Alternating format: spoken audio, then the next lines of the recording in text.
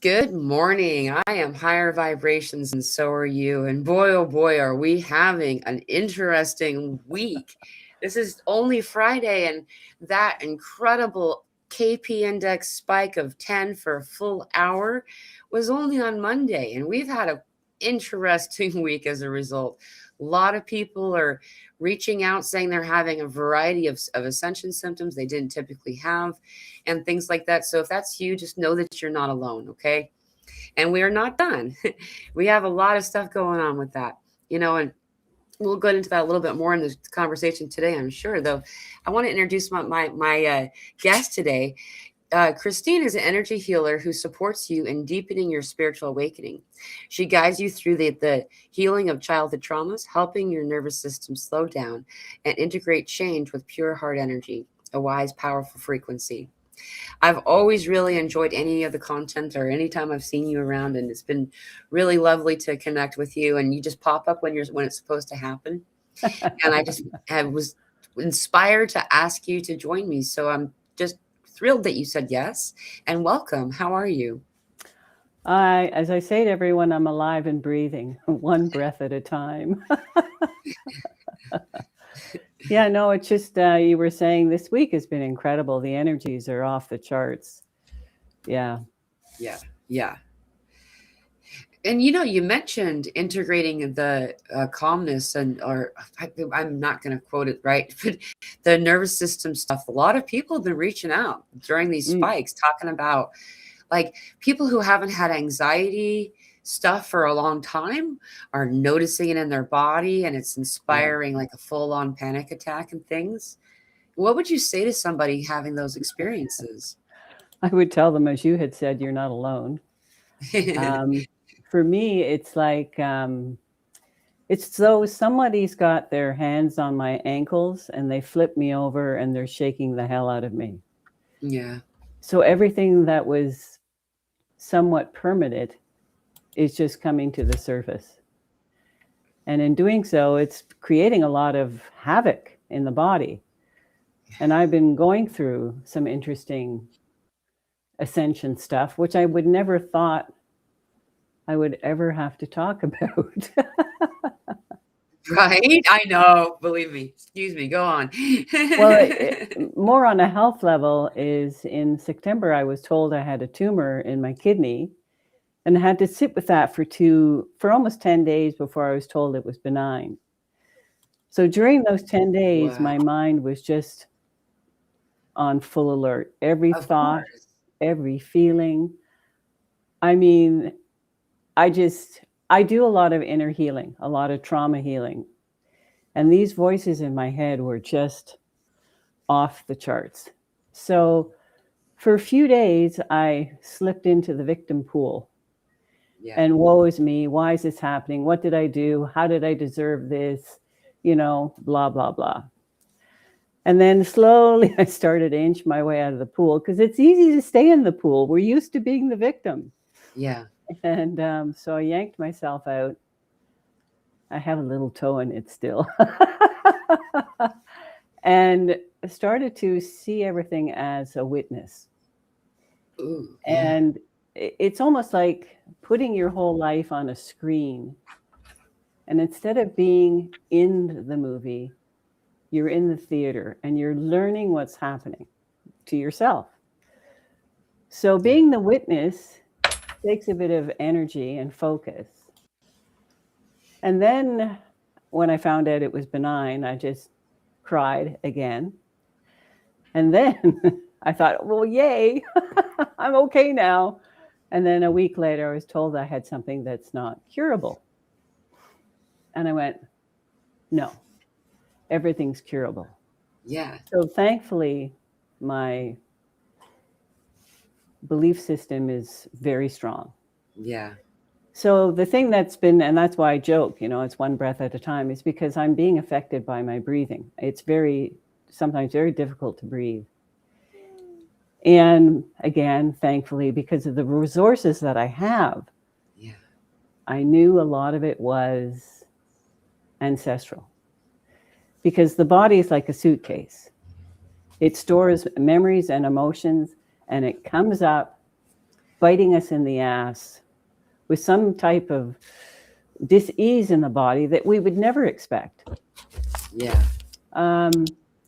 So I went back into the victim pool. Yeah. And then I slipped out of it again. And I just had to start looking at things because what I was doing is I put this outside of me, like, someone fix it. I don't know how to do it. You fix it. So that made me feel very helpless because I didn't know what to do. And, as I say with the clients that I work with, you need to reach out. You need to find someone to help you. And I was able to go only so far because the trauma is so buried in our nervous system that I just couldn't get to these voices. So I started to work with someone that really as a higher place for trauma healing.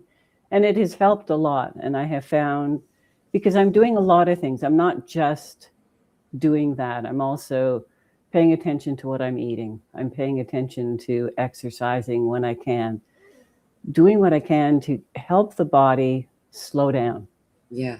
And this is what's happening. Everybody's moving so fast that nobody knows how to just stop and slow down and to move out of that victim pool. I think the biggest thing for me was, one is because I do have these resources to help me do a lot of my own inner work. But it was realizing that this is the body's journey. It's not my journey. It's the body's journey. Yeah. And I needed to do what I could and can to support the body so it can move through all this discomfort and chaos with a little more grace and ease. But I think what really switched me over was realizing that I was not put on this planet to suffer. But for some reason, I signed up to, throw on all the suffering possible, because I am stubborn. And I can kind of sit there and say, I've got this, and I ignore things. So when I ignore, they push harder. So I think this is one reason why I'm having to experience what this body is going through, because I have to experience. This is not outside of me. I'm a human on this planet. Right. But I think that what really helped is when I started to look at it as though it was a part of me and not outside of me. Then it's like everything that's within me, all these parts of me, the ancestral realm, they're all parts of me. Yeah. And when I started to look at any challenge in the light of pure love,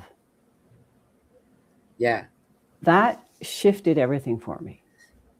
Instead of making it evil, and instead of saying to someone, fix it for me, I had to reclaim myself, my heart and soul, by bringing it back within me and healing those voices that were just trapped and just wanted to be seen and wanted to be loved. So now I look at what's going on in the body as just really deep-rooted messages.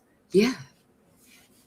And when you get to them, this is where the nervous system begins to unwind. And you're not as triggered as much. But it's, I work with people and it astounds me that, after 2 or 3 sessions, well, I'm done. I said, no, you're not done. It's your life. It's your journey. You're going to do it any way but there is an easier way and you can't do it on your own. Yeah. Yeah. So that's what I'm playing with right now. Yeah, that's a lot. You brought up a bunch of points that I wanted to go back and highlight and we'll go backwards because that's just how I think. Most recent And wow, what a story. What an amazing. Thank you for sharing yourself in this way with us today. Really, I know it's going to benefit a bunch of people, and Yes, it's and that's already. why I'm doing it. Yeah. Thank you. Um, you know, the I have found in my journey, just as yours, you know, we all have our trauma. Everyone has trauma. Everyone has trauma. And trying to measure trauma against someone else, like in a comparison way, is not going to do anybody any good. Mm-mm. Your pain threshold is the same. If the worst pain you've had is someone said, I'm disappointed in you, that's going to hurt just as much Mm-hmm. as being violently attacked, Mm-hmm. you know? Like Yep. it's a thing. And so trying to say that someone has more trauma is not going to help anybody, Mm-mm. right? And so keeping that in mind, we don't always need to know exactly what that trauma is. Um, Exactly. if we observe and allow ourselves to experience the emotion when it's coming, and you Perfect. mentioned this, and this is really vital, Yeah. is so because all physical symptom has an emotional undertone. Like the Yes. first part of the symptom is the emotion, and when it's Mm-hmm. unresolved over time, it can fester into a physical anomaly, Mm-hmm. right? Yeah. No, I mean, you brought up some really good points, and I think that the most important thing is we have grown up being told not to feel. Right. Go to your room. No more crying. I'll When give you you have something a to cry smile on your about. face, you can come out. So Yeah. you grow up. At least for me, I grew up going, "Gosh, it's not good to feel." Yeah. So what do we do? What do I do? Is I numb myself from my life. So it's like I'm not me. I'm just a big, huge iceberg of unresolved issues. So now the simplicity of it, as you had pointed out, you take an emotion like if you're angry, even for, someone's really pissed you off, don't push it away. Right. Just allow yourself to honor what you feel at that given time and say it out loud. I feel angry and it's okay. Yeah. You're giving your body permission. You're giving these parts of you a stage to stand on, to be seen and to be heard and not to be pushed Yeah. away. Yeah. Yeah. And this is an ancient knowing that's gone on. We've known about this for so long. Would it be okay if I shared your Facebook link for people who want to know how to contact you, by the way? Yeah. Okay. Thank you.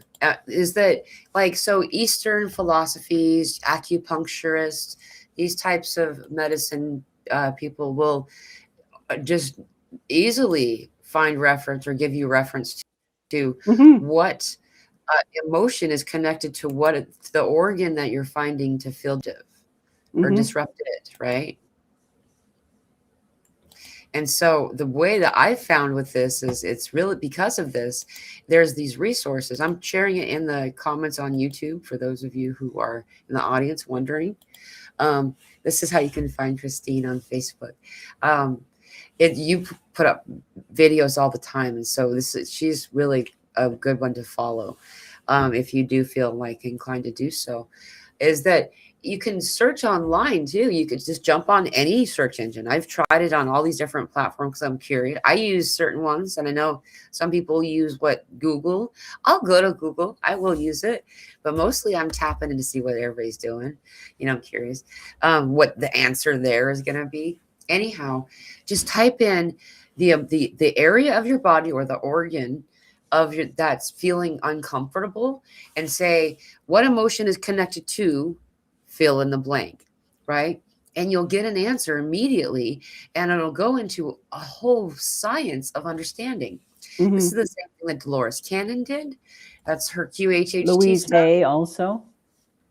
Would you say that again, please? Louise Hay. She Louise Hay. has written many books and even has a book where she'll go into detail as to what emotion is there and what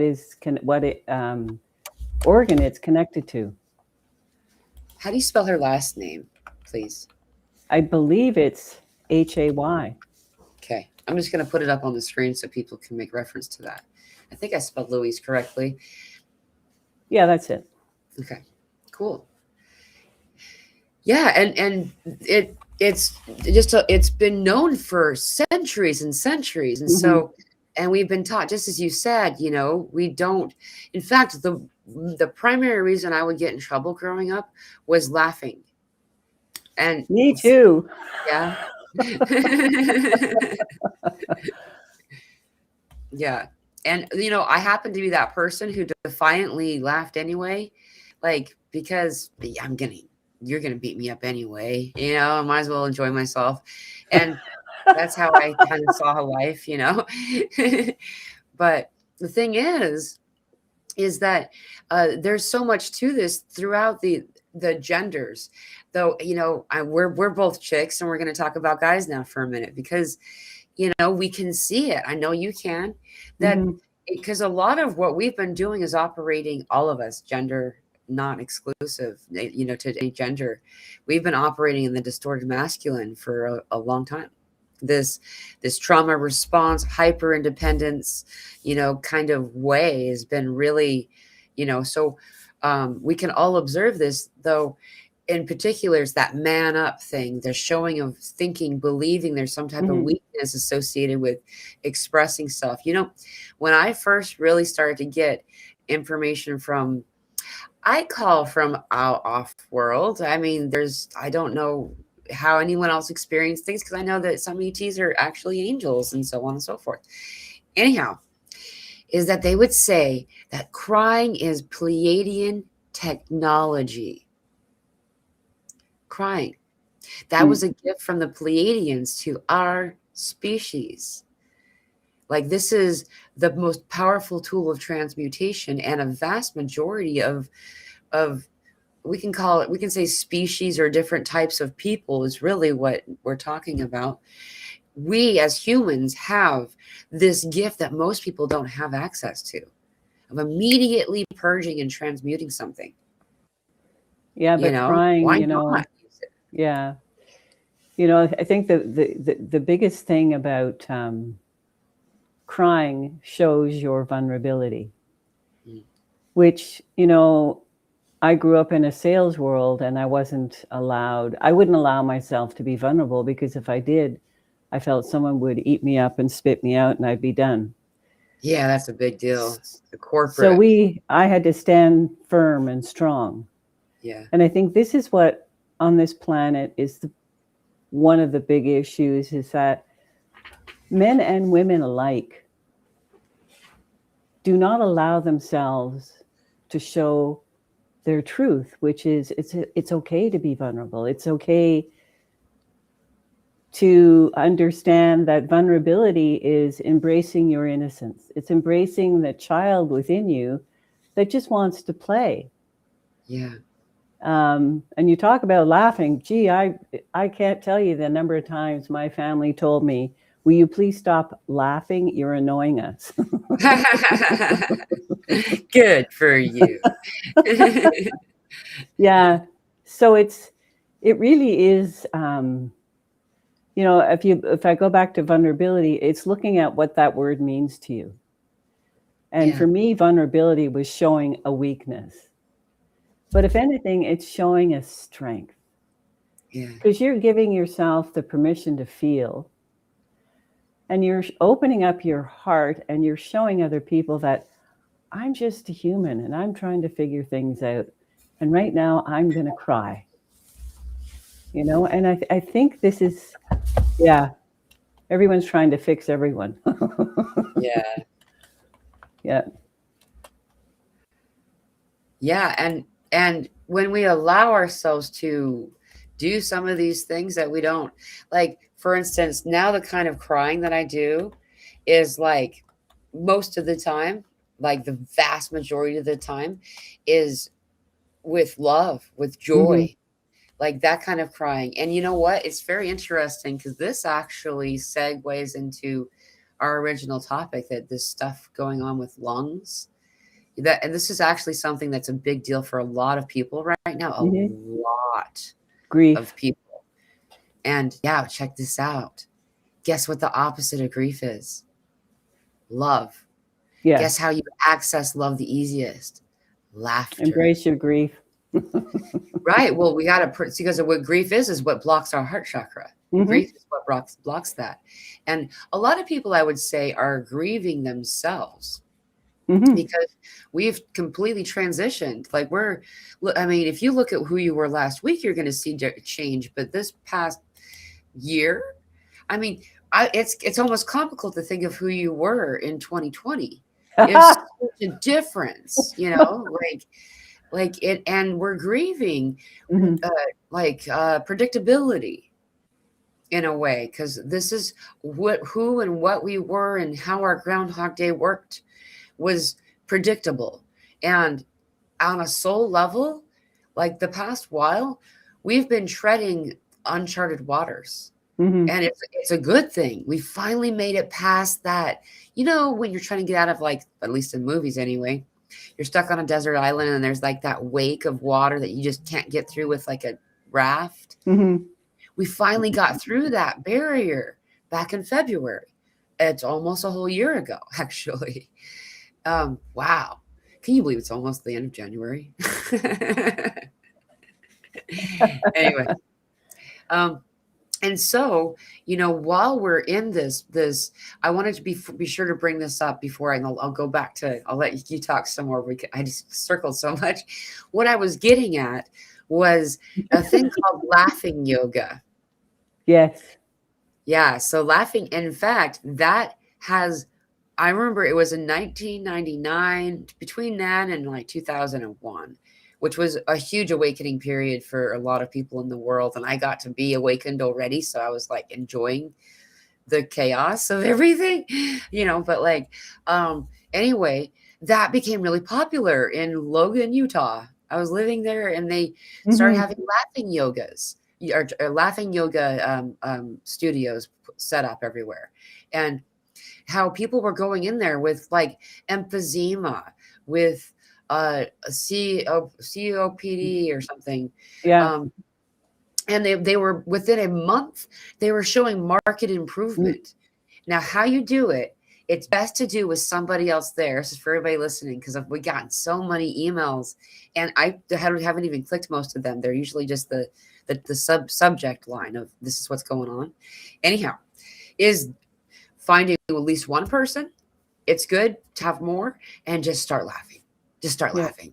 Within a short time, you'll forget why you're laughing. You'll be laughing at yourself, laughing at the other person laughing, and you'll start to activate the same kind of purging that you do when you're crying, only with a joyful heart. You're Hmm. working your lungs, you're working your heart, you're working your sinuses, your third eye, your throat chakra. It's all engaged. The circulatory system improves overnight.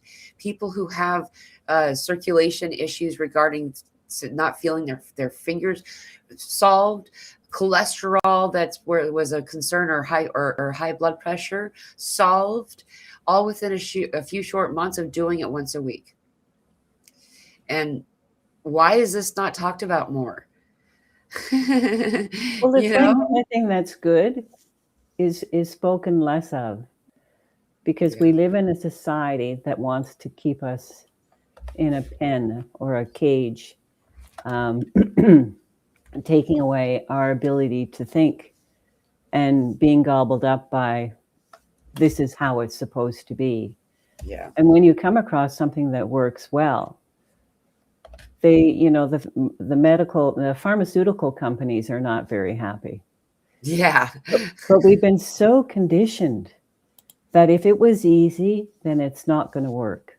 Right. And when I work with clients, they go, "Oh, no, this is way too easy, Christine." And I go, "But it is easy." But the old adage was, "Oh, you have to be in therapy, it's going to take you years of therapy to heal." But it doesn't. Yeah. It takes your desire to change, and then working with someone who has the ability to help you move through all that, Yeah. because everything has a purpose. Everything. Even a guy cutting you off when you're driving on the street, he has Yeah. a purpose. Yeah. And there's probably 15 of them in a line in case whoever. That's how I feel like it is. It works every time like that, right? Like if the person doesn't show up in time to cut you off, and somebody else will take that spot, It's so know? true. It's Yeah, so true. it's crazy. Like how many soul agreements we've made, and this isn't contracts. We're not talking about contracts. We're talking about each other. You as the actor on this stage, on the behind the scenes, backstage, we all made these decisions. Like we were supposed to do this at some Yeah. point, and like if for some reason it didn't work out where you and I could do this, there would be somebody who would fill in the blank for that for you. Hmm. Like, not to say that you're a one in a million kind of a person. You're amazing. That's just how it works, Hmm. and it's just so beautiful, I find. Like, and the same with people that there's supposed to be someone there that smiles at you on the street. Hmm. And there's also supposed to be that Karen. I don't like using that name because I know some Karens that are really awesome. you know, it's a beautiful name. But yeah, I think it's time for people to empower themselves, to realize how magnificent each one of you are. I yeah, mean, the fact that you're sitting here and listening to this is healing you. yeah, When you step out of that mode of, I can't do this, to the mode of saying, yes, I am in control. I want peace and harmony in my life. What do I need to do? How can I begin this? yeah, I keep hearing, and when I'm talking to people, I say, everything is a reflection of who you are. yeah. I was speaking with someone today, and she was so hooked on social media. And she said out loud, she said, I'm so exhausted. I'm so tired and stressed from reading all of what's going on this planet, deaths and murders. And I'm listening to her for about Together. 5 minutes. And I go, do you understand what you're doing to yourself?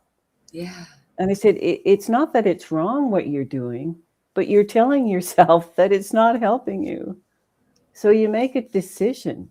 It's like, okay, no more social media, no more newspapers. yeah, Delete everything on your, if you're on Facebook, any of those pages that are negative.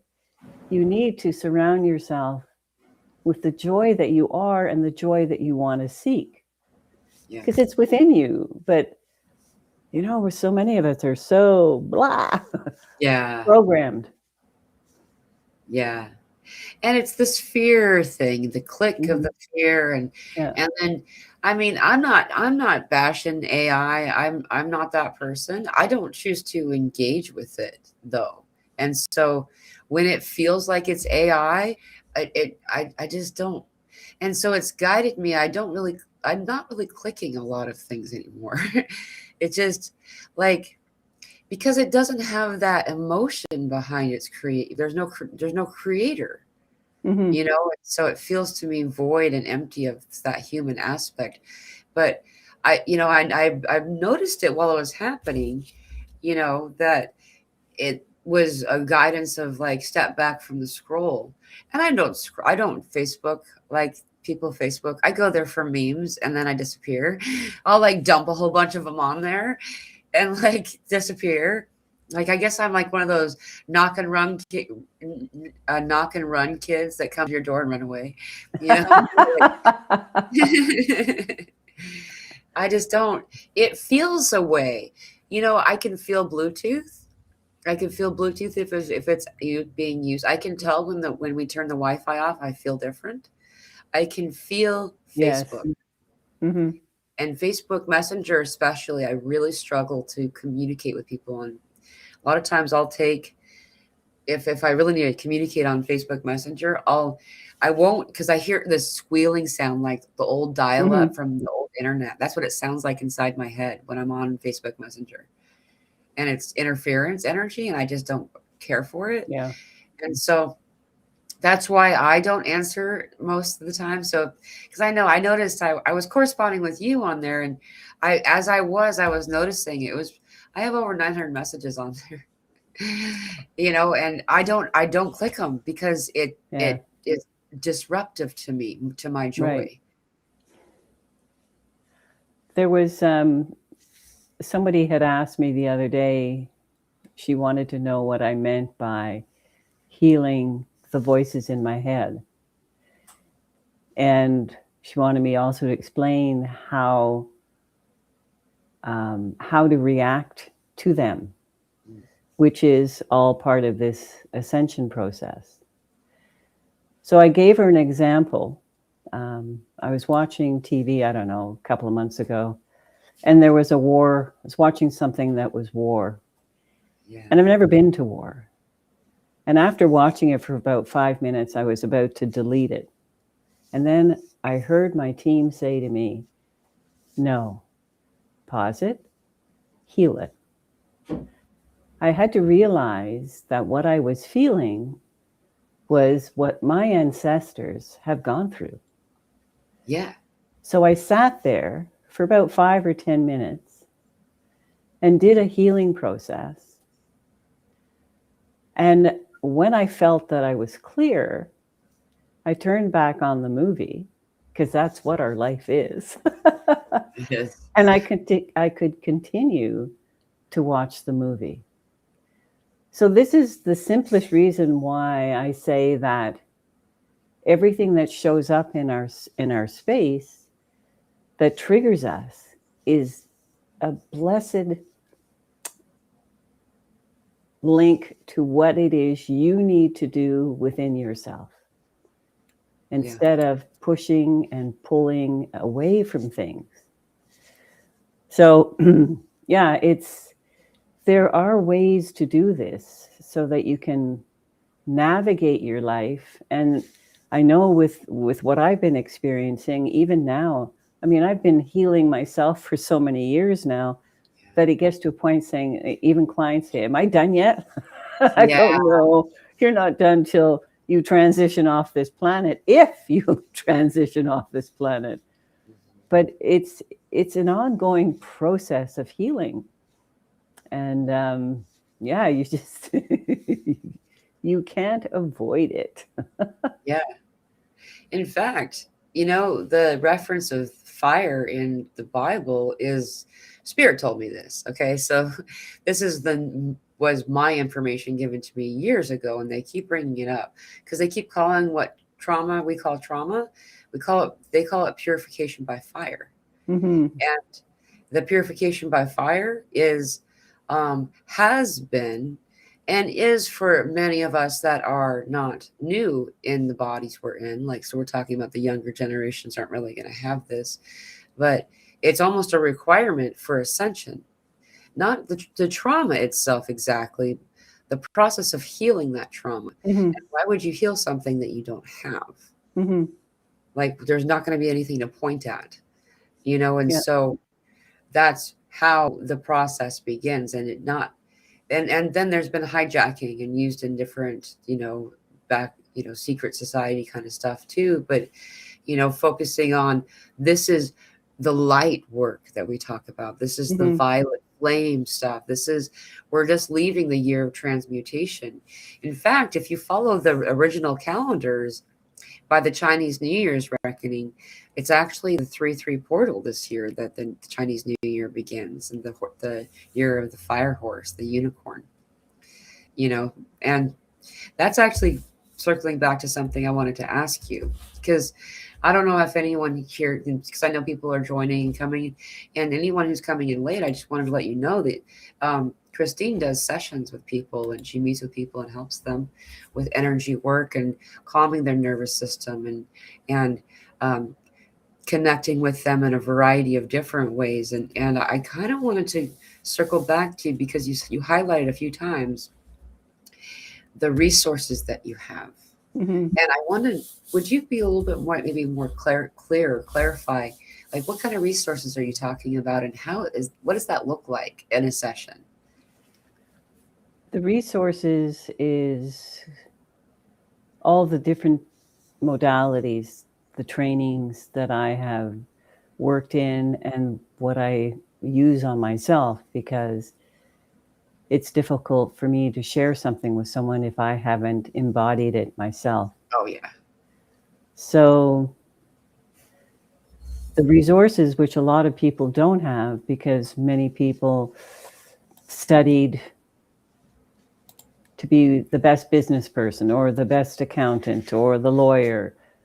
And there's many of us in this field, these, I say we're light workers, that have spent a lifetime trying to heal that which is within. And through this, we learn these different modalities. And essentially for myself, I kept saying to God, and I'm not a religious person, so hold on to your hat. Because I went through a lot, and I am still. But I had said to God, I said, you know what, there's got to be an easier way to help people heal. There's no reason for them to be dragged over the coals. I remember years and years ago, going to therapy, and this therapist was just, so what made you feel, can you think about that story? Now let's go back to that story. Now explain to me what that story is. And for the life of me, I couldn't. Yeah. Seems that between, I don't know, one age and another, my childhood, I don't have a lot of recollection. I can't recall. And I mean, therapists were saying, oh, you must have been sexually abused. So you run off on that stage. So, and a lot of people that I've worked with, they've stayed away from therapy for that reason, because they don't want to share, because a lot of times they don't know. But we get trapped in our minds and we start creating a story of what he said, what she said, and they did this, and they did that, and they're all going to suffer and they're all going to go to hell. It's just, but that's how we're so conditioned. Yeah. But I think that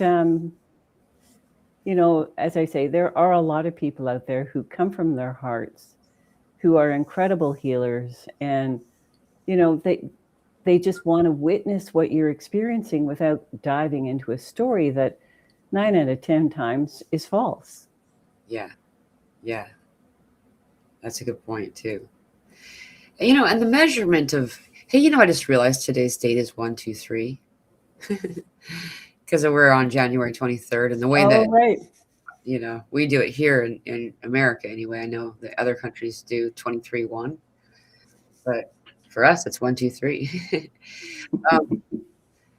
It's really good that you bring this up too, because it hinted at something that I've observed over the years, and including my own experience when it comes to meeting with healers or people that have some type of experience that can maybe help me, is that showing up with a list of demands or your list to Santa kind of idea when it comes to a healing session, it doesn't always work out, because spirit gives you what you need, not what you want. Mm-hmm. And sometimes what you want doesn't meet up with what you need. Sometimes you think that you're going to come to a session, for instance, experience I have frequently, people will come planning to talk to a loved one that's passed, and that does happen. However, if that's not going to help them for their highest joy and highest good, that person's not even going to show up. Right. And so there's disappointment for people who have this, and just knowing that you're going into a session with somebody, just having an open mind and open heart, and just like, you can have like a vague, I'm going through some stuff on this one, I need some solution to whatever. Mm-hmm. That's cool.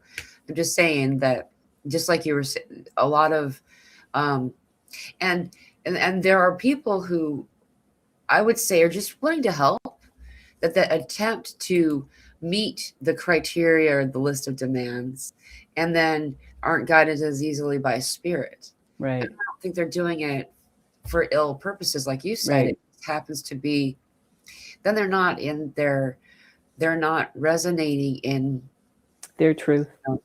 Yeah. One thing I suggest to people, I mean, I don't work with everyone. I mean, there has to be, you have to resonate with the person. Yeah. And So I started offering a 15-minute chat with someone. So I get a sense of who they are and they get a sense of me. And from there, we decide, can we work together? But it's also important to remember that whoever you're working with can only take you as far as what they have experienced, lived, and embodied. Right. So that's very important too. Which comes to my next question, actually. We're kind of doing a little bit backwards, but I wrote it down in my list backwards, remember? when did this start for you? Like, hey, they just said we're getting 8 inches of snow just tonight alone. Tomorrow's the big storm, and we're in Arkansas. We'll go back to that. That's also, I want to mention the weather in a little bit, but when did you really start to embrace this process? You didn't have to know exactly that it was an awakening, but when did you start to really begin the journey of healing, and maybe even noticing perhaps that you were an outlier in some social circles because you're more focused on evolving and healing? You know what I mean? Well, it's a good question, and I have thought about it. And I know throughout my life, I awakened.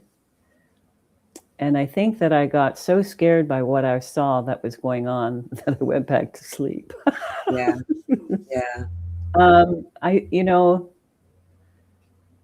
I have to say, most of the time, when I started looking at all this spiritual stuff, I automatically coined myself as a spiritual person. But when God was not even in the picture, it doesn't necessarily have to be God. It just has to be a higher power than you. Yeah.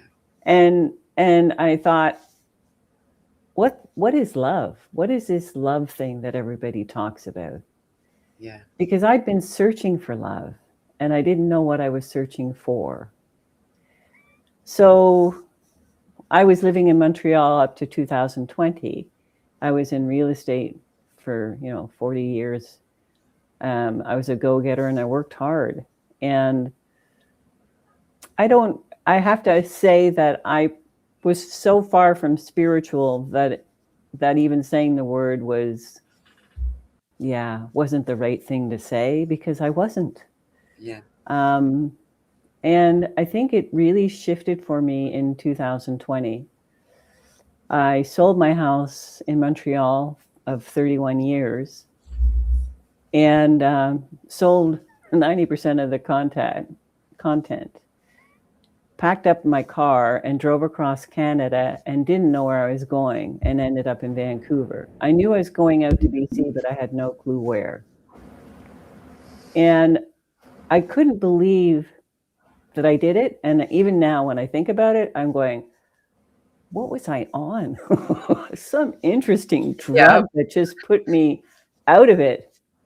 But I think the thing that really turned me, again, it had to do with physical pain, is I fell in the woods, and I didn't think I broke my wrist. And I had to walk out of the woods and then a 20-minute back to the car. And I was holding my wrist, and I walked out of the woods and said, and so now I got really pissed at God. I said, what the hell you made me go and do this for? Because you have to blame someone, Yeah, right. So all I could hear in my head is, would you have listened otherwise? Right. And it knocked me off my feet. And it's like I stood up there and going, so who's talking to me? Yeah. And I had a 20-minute walk back to the car holding my wrist. I had to pee it was terribly important, and my shoelace was undone. And I said, okay, God, if you're really there, then make sure there's a doctor in the parking lot. And this parking lot never had more than 2 or 3 cars. So I get to the parking lot, I'm holding onto my wrist, and there's a lady had that big moving tape, and she was taping up a sign. And she said, you look like you're in a little bit of pain. And I said, I think so. I don't know what I did. Maybe I broke my wrist. Oh, she said, don't worry, I'm a doctor. That's awesome. So she went in the woods and got some twigs and wrapped my wrist. This was Sunday afternoon. Drove to the hospital. And there was an ambulance there. And the two guys there were watching me saying, "Oh, are you okay?" I said, "Yeah." He said, "Don't worry, there's only one person in emergency." So they just kept piling up. And it's like, are you listening? Are you Yeah. listening? So, yeah, I really think that I walked into owning my gifts and owning the uniqueness that I am and the divinity that we all hold. Yeah. Yeah, that really, really shifted my life. Yeah. That's awesome. It's fascinating how there's certain time frames where, like you, by the way, I also push snooze a lot. I kept going back to sleep. You did real estate, I did social work. It's very similar frequency, but yours is more corporate. You Mhm. know, I became that person in boardrooms and driving clients to uh, uh, doctor's appointments to give them more medication, not realizing what I was even doing until after I stopped doing it. But as we're in those things, we have these moments, and there's a year. So 2020 is a big year. Every year since 2020 has been a big year of awakening. It's Yeah. kind of funny because before it was like the first big one that I was present for was 1983, and then there was 86, and then 88 was a big one, and then like 94, that was when the white calf was born, the white buffalo was born in Lakota place, and that showed. And then we had, there's these certain years, but after 2012, the next really big one was 2020. We had a 2017 one also. Point is, it's really fun because most of us, if we go back, we hear these words, these placeholders, these dates, we'll remember we had awakenings in each of those phases, even if we weren't aware of them. Yeah. And so, like, I almost feel like it's just even a silly question to ask because we're born awake, Mhm. and then there's some kind of snoozing process that happens, and like usually around high school, if not before, it's time to go back to sleep. And then it's in your late 20s or so, and there's like these different phases in periods. But to see this such growth in such a short amount of time was previously unseen, unremarked on, not common. And look at you, like a person who just got some kind of crazy diagnosis typically is in fear, being that whole example of if we believe, then it's a spell being cast when a diagnosis is given, Yeah. right? And look what you've done with that. That's a huge story on a human level and a spiritual one as well. Well, as I say, a lot has to do with my beliefs, and I have some incredible people that have been supporting me. And I can tell you, 3 months ago, I had to sit down to brush my teeth. To walk from my bed to a chair was impossible, considering I was walking in the woods all the time, and then all of a sudden, nothing was working. Wow. So I think a lot of the healing I have, and I see these apparitions that are in the lungs, and that's what's not curable, is I have small tumors throughout the lungs, and it's very rare, but they're all benign, but they're taking up too much real estate. So I'm having to speak with them because they're a part of me. And there's an intelligence within me that made a decision that that's what they had to do. They had to store all these unresolved memories and emotions in the lungs. Yeah. So it's not that the lungs is evil. The lungs had to, it's like all the intelligence within me had to find a place to put it. Yeah. Yeah. So I see these apparitions. I move from the word tumor, cyst to apparitions, and I see them dissolving, and I speak to them. So I mean, it's if there's one thing I can share with people who are suffering from any type of dis-ease, is you have to start from the inside out. Yes. No disrespect to doctors and the medical industry, they all serve a purpose to us. Yeah. But this is you. When a doctor said, I want you to take this, I sat with it for a while and I said, well, give me the prescription. And I sat for a while and all I could hear is no. Yeah. And I said, no, I can't take this. But he said, you have to. And I said, no. Find me something else that's not so invasive. Yeah. And so being that within myself and working from inside out, it's lightening up this body and it's not making me so heavy anymore. Yeah. I'm 72. I didn't sign up for this. I missed that fine print. I would But not have guessed your age, by the way. Wow. I'm being guided to share this information because I know so many of you beautiful souls, I'm going to cry. A lot of people are suffering.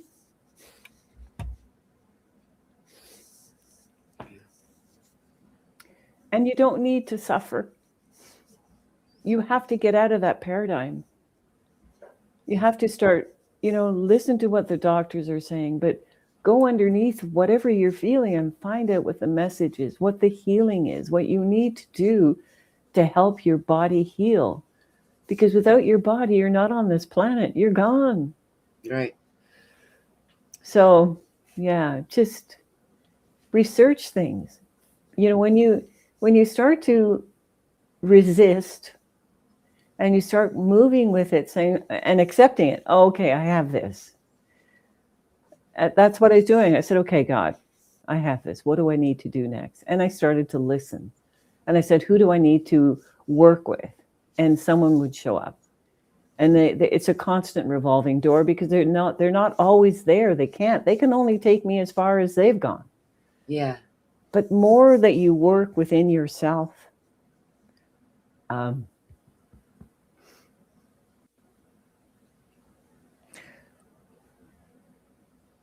more love you have for yourself and for mankind. So take the time and do yourself honor and figure out, take back the power you've been giving to people and just start discovering other ways. Yeah. Okay. Thank you for sharing that. There's something else I wanted to share. And this is something that is only just now getting airtime, I guess is the word I'm going to use for that. And it's kind of a hot topic word, so I almost want to say a different word only to make it so this video can be heard by more people. Though I don't give power to a word. I'm only doing it so it won't get knocked off. But the C word. You used the word cis, that's usually connected to this word. And I'm not trying to be riddlesome, that's just how the YouTube sometimes works. However, is that they've shown and they've proven that this is actually parasites. It's actually parasites. And what you're talking about, I've seen, I've witnessed, I've had people who've come to sessions with terminal diagnosis. And when approached as parasites, they are completely healed. And what are the big three? Well, pumpkin seeds isn't put in the big three, but that we always add that because that's also incredibly useful. However, just first of all, clove, when used in its full form, needs to be a whole clove that's been either broken all the way down for you or let it sit and become fully saturated over a series of days and weeks. Clove water. Then you have wormwood. And then you have black walnut. If there's an allergy to walnuts or nuts, keep that in mind and also be aware when we're using these things. Like I've heard of people who have recently found like the black walnut it's the green husk of the black walnut. and it's a powder, and they think, oh, I should just have a whole bunch of it. This is Mm-hmm. something you want to have a small quantity of, a very small amount that goes a real long way. So Mm-hmm. if it's a intensified or a tincture kind of thing, be aware of that. However, those three things resolve what we're talking about. I drink clove, a mouthful, just a sip of clove water every day, and it's resolved. I had a bunch of the cyst things too, and they're gone. They're all the way gone. And it was just drinking the clove water. Now, what happens when we make tea out of cloves is it gets some of the clove off the outside. But if you were to cut that clove in half, you would see that it's dry through the bone. And you want that stuff in the middle, just like when you break garlic, you smash it and let it sit without cutting it with its end still intact for at least a minute, is how I would do that. It's creating an enzyme that's super powerful and healing. And we're taught to bypass that because Mm-hmm. someone doesn't want the little piece in there or something, right? Just so let it soak. So here's in a glass container. I've put it in a plastic one now. I realize this, but I'm going to show you guys just because it's interesting. See how light colored those cloves are in there? They've been in there a long time. This is like diluted like 4 times. This is pretty strong still. You only need a sip of that a day. Elsa puts it in the window with the sun. All the windows are taken up by plants. So when Spirit told me to do it, and they said to put it in my fridge for at least 3 days and a sip a day. There's a bunch of this stuff that people are connecting to it. Um, uh, um, MS, dementia, a variety of Alzheimer's kind of things. These are all, and I'm just naming off a couple, the C word, the cysts, the different things. All of them have been connected now to parasites. I know it sounds crazy. If you've not been a part of this conversation before, it sounds out there. But we're the only country that doesn't deworm our children every 6 months. And Mm. we're like the biggest big pharma consumers of the planet. So Yeah, you know, it's interesting because there are so many good things out there. And one of the things I used to do is that when someone said exactly that, try this, I'd take a truck full of it, take a bath in it, and right. bury myself in it. And it's the same thing with the healing processes that I've been doing, is I only do one of the healing processes once a week because the body takes 3 to 4 days, maybe 5 days to integrate. Some people think they're walking into a buffet and they have to eat everything at once. No, your stomach won't be happy. So take things sparingly. You are who you are and have been for a long time. You're just not going to bulldoze through things that quickly. Right. Right. And that goes back to your original point that you were so perfect. I'm not going to quote you very well. It was eloquently stated where we have been taught, conditioned to believe that Mm-hmm. if it's simple, if it's easily accessible, if it's something that grows in your backyard, then it must not be effective. Exactly. And to expect a profound change overnight because most medications in big pharma land will cover the symptoms of your underlying difficulty very quickly. Then that you just won't notice that pang that you felt when you walked into the clinic. And that doesn't mean that it's working exactly. Things take time. You have to be patient. Yeah. So that's yeah. Thank you for talking with me about this. I know it's kind of a hot topic thing, but it's just so, and follow your own guidance. Like I Mm-hmm. don't, neither of us are telling any of you listening in today to do something. This is what we've discovered and what we've found to work, and Mm-hmm. follow your own guidance. No one's saying don't go to the doctor, you know, if that's something that you would need and want to do. Um, and it's really interesting. You had the same, yeah, because I came from Washington State. Now I live in Arkansas, and like I did that same trek that you did. Like we did this similar thing. You did it in 2020, I think you said. You went Yeah, from Montreal to where to British Columbia, Vancouver Vancouver, Island. right? And that's so. You're still in Vancouver now? Yeah, in Vancouver What? Island. Okay, so what's the weather like there? I'm really curious. Well, the last week I was weeding my garden. Right.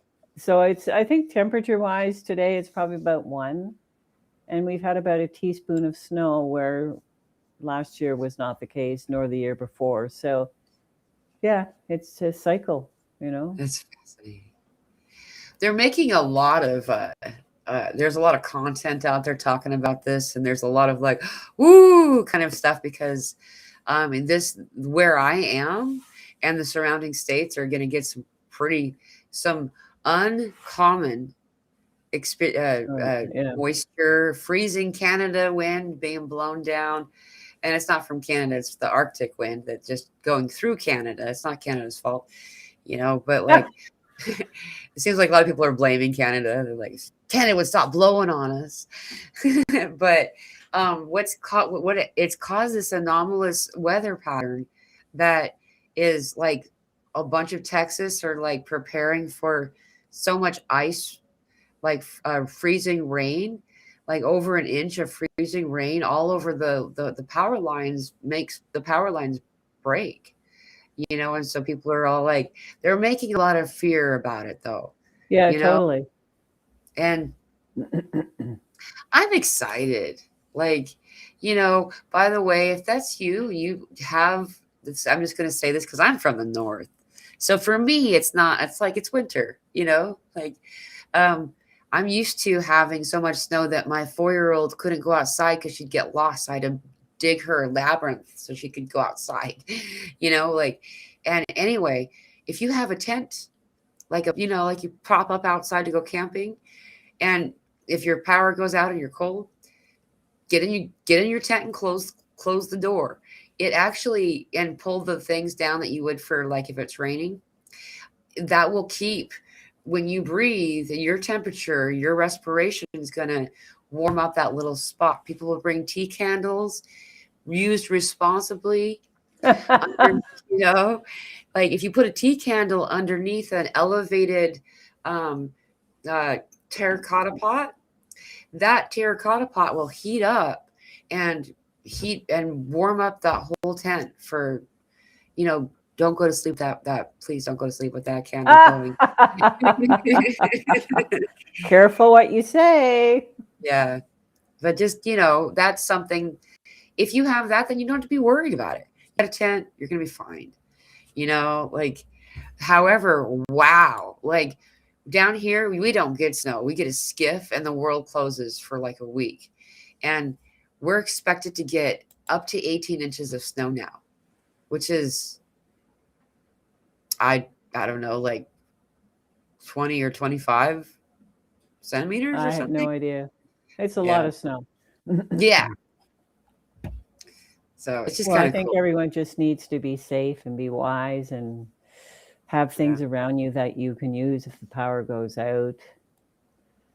Yeah. Right. Right.